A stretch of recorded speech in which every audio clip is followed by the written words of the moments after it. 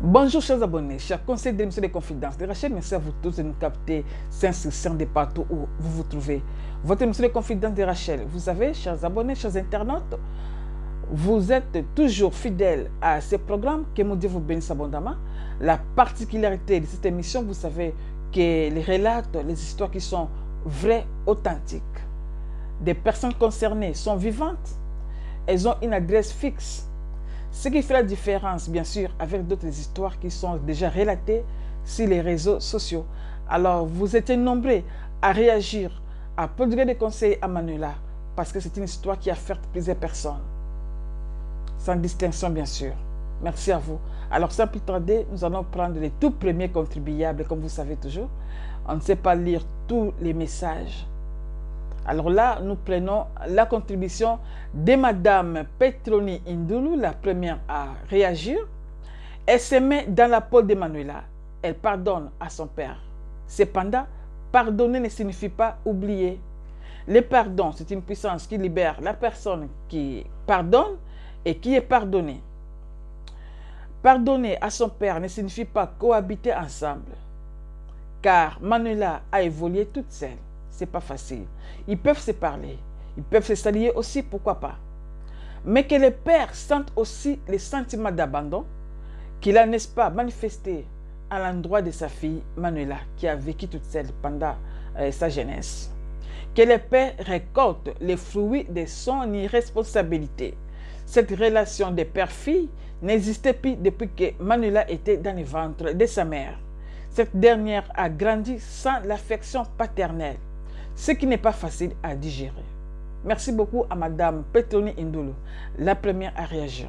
Nous prenons le message de M. Kambanga Yannick, qui demande à Manuela de tout pardonner à son père, car on ne change pas les parents. Merci beaucoup à M. Yannick Kambanga. M. Jérémy Mbala aimait son avis. Manuela a parfaitement raison. Être abandonné par celui qui est censé la protéger est un acte répréhensible. C'est contre la nature. Forcément, ça doit faire mal, très mal même. Surtout que le père apparaît après plusieurs années, ce qui a créé un vide dans le cœur de Manuela. Mais voyons les choses autrement. Manuela a grandi, elle a plus de 20 ans. Certainement, elle a reçu une bonne éducation. Elle doit se surpasser. Elle doit aller au-delà de ses souffrances pour pardonner à son père. La Bible dit, le pardon est une puissance qui libère. Celui qui pardonne se libère, mais celui qui refuse de pardonner s'enchaîne dans la souffrance, dans la maladie, dans le stress et d'autres maux intérieurs. Cher Manuela, s'il te plaît, ouvre ton cœur et accorde le pardon à ton père. Que le Seigneur t'accorde la force du Saint-Esprit. Amen. Ça, c'était la contribution de M. Jérémy Mbala.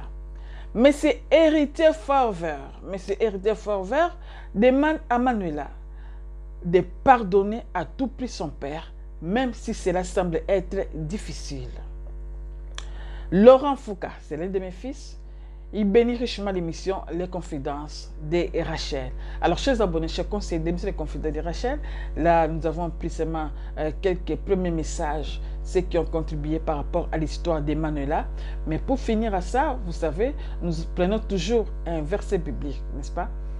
Nous lisons la parole divine. Cette fois-ci, nous lisons le livre Colossiens, dans son chapitre 3, les versets de 12 à 15, et nous lisons au nom de Jésus-Christ. Pardonner aux gens est une puissance démonstration de notre amour pour eux.